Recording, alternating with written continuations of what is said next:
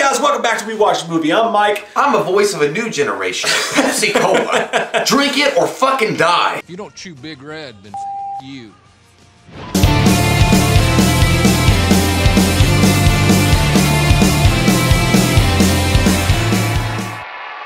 There's not a whole lot, there's nothing big, but there's a bunch of tiny stuff that's going on, and something really cool that happened that we wanted to talk to you guys about anyway. There's a guy named Jimmy Champagne. He's written for Bloody Disgusting before. He's got a YouTube channel that covers Halloween in an awesome way. You guys should totally check him out, and we're going to show you a clip from the latest video. It's funny because we were going to talk about this guy anyway, and how cool his channel is, and how you should go check him out, and all that stuff. But also, he just scored a badass interview on his channel with Ryan Turek, producer from Blumhouse himself, and it's got some really cool info in it. So we'll show you a clip of that here, and then we'll talk about some of the info that came from it. Halloween is just extra special, just because of, you know, what it means to me as a fan and how I grew up with it, and just, you know, how the project came about. So I'm just, it's all the same, and my job's always the same. It's just making sure that the film is on track, and the director is getting what they need, and just and make sure it's scary. What was your reaction when you saw that Blumhouse might be reviving Halloween? I was literally folding laundry, and I was like, I wonder what happened to that new Halloween movie that they were supposed to be shooting. There's a bunch of cool stuff in the interview that we want you guys to check out for yourself, but he goes into the process of how he found out that they were going to be taking over the movie, and what that process was like going to Miramax when they were losing their rights for it, or when the Weinsteins were losing the rights for it, and how they actually got a hold of that franchise. It's a really well done interview, and a lot of pirating. It's not the same three questions that the typical media outlets ask, like, what was it like talking to John Carpenter? No, it wasn't. What's it like for Jamie? It's not an ET interview. So, like, do kids use Jason masks to scare the shit out of you? What? He actually got some really good answers, and you guys should definitely go check out the interview. Also, something funny he mentioned in the interview that you should check out is that they talked about Friday the 13th, and Ryan Turek said himself, he's like, I would love nothing more than to take over Friday the 13th. Like, the rights battle's fucked up, and that shit sucks, but if I ever got the chance, I would totally be down for that. And also, Scream. He mentions in the interview that he talks to the head of Miramax sometimes and mentions it. It's like, hey, can we do Scream? And the guy just goes, and like walks away. So I mean, like a rogue. Yeah, but you know, there's people actively trying to do it, and make no guess about it, man. If Halloween kills it at the theater, that conversation I feel like could take a way more serious turn. So guys, we'll put Jimmy's YouTube channel in the link below. Please go subscribe to him, check him out. He's got some awesome Halloween news videos. You guys will dig them. I love champagne. Woo! So, in other news, Ric Flair. Woo! In other news, Nature Boy. In other news, Halloween has officially, and everybody knew it was going to be, but it's been absolutely officially rated R now. The site filmratings.com has it up on their site, rated R. What's it rated R for? For horror, violence, bloody images, language, brief drug use. Here, go ahead. Yes, go ahead. Take a picture. I'll hold that for you. There you go. This is such a great night. It's very lovely. Very, very hard and metal and erect. But that's not meaning anything. And nudity.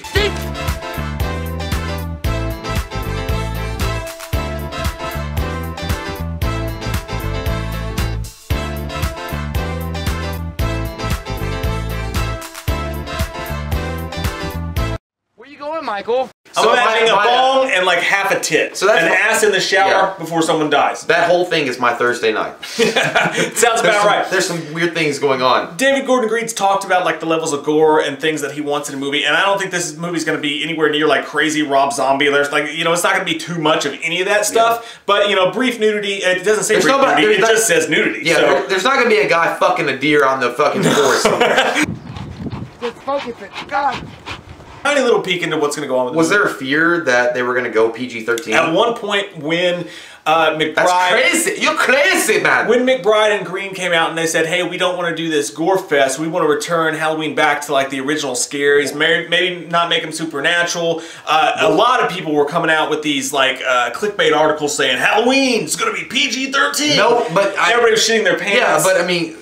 There's never been a Halloween movie that's been not rated R. Right. I mean, since the beginning. It wasn't going to happen. Who the fuck was It's just people sounding the internet alarm bells up today. So, but that's cool news. Clickbait. So, Jason Blum did an interview with Yahoo, and in it he came out and basically said how they're going to handle Dr. Loomis. He says, we have a Donald Pleasant sound. Oh shit. It's not you, Michael. Not me! He's got a Hawaiian guitar with a princess on it!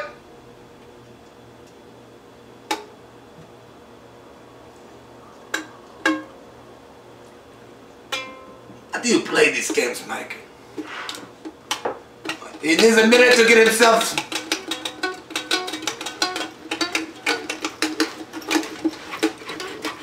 He dropped the knife and goldfish. That is Michael's favorite treat. I gave it to him to calm him down. We have a Donald Pleasant sound-alike. That shit would have been hilarious. Because you imagine, where'd he go? He's not on the grassy knoll! I would have totally done what they needed me to do. It's like, if you were to do the, get your ass away from there, I would have done that. Or if you were like, Michael, I'll shoot you!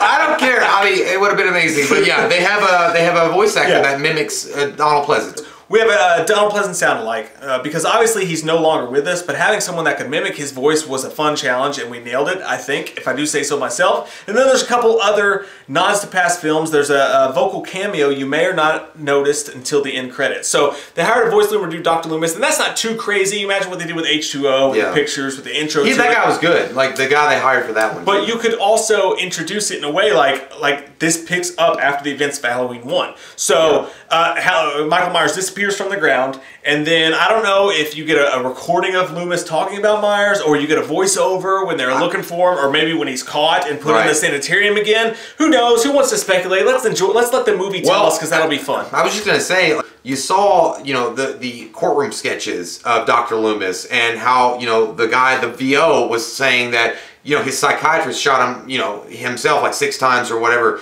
I would think that the voiceover that we're going to have from this Dr. Loomis mimic is going to be during the court case. That'd be great. Yeah, and you know, him explaining what Michael is. And Michael is not human. Michael should not be out on the streets. And Michael fucking loves Twinkies even when they're expired. You don't know what that is? He's a goddamn buster!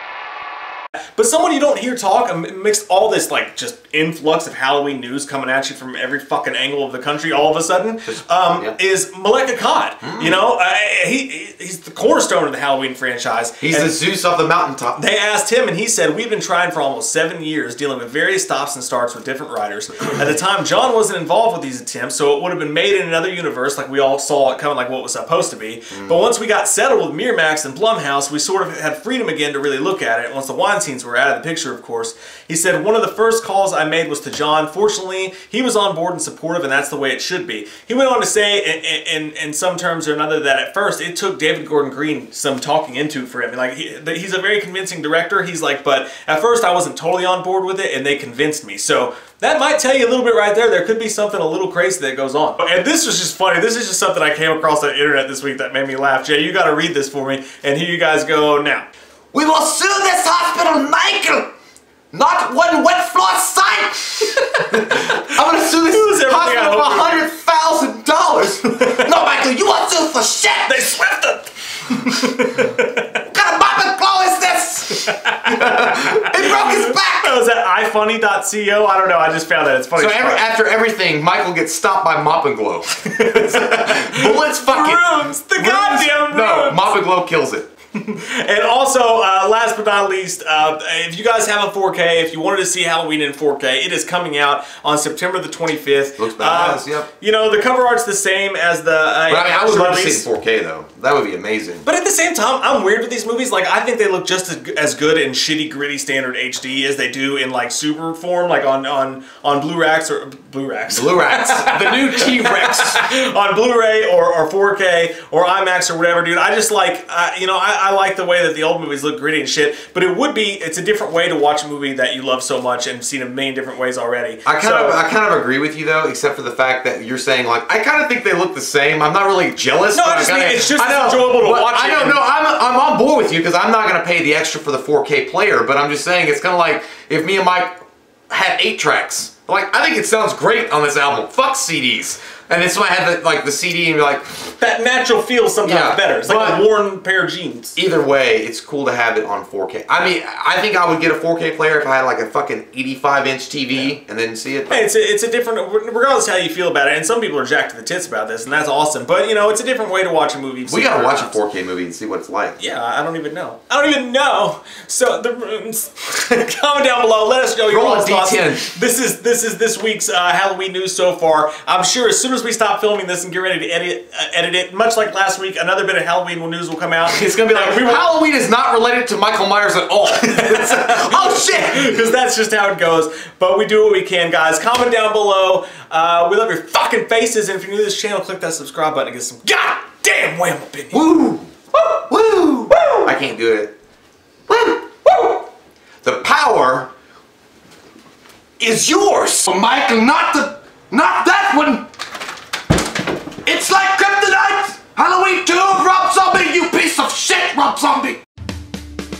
We watched a movie. Yeah. We watched a movie. We watched it. We watched a movie.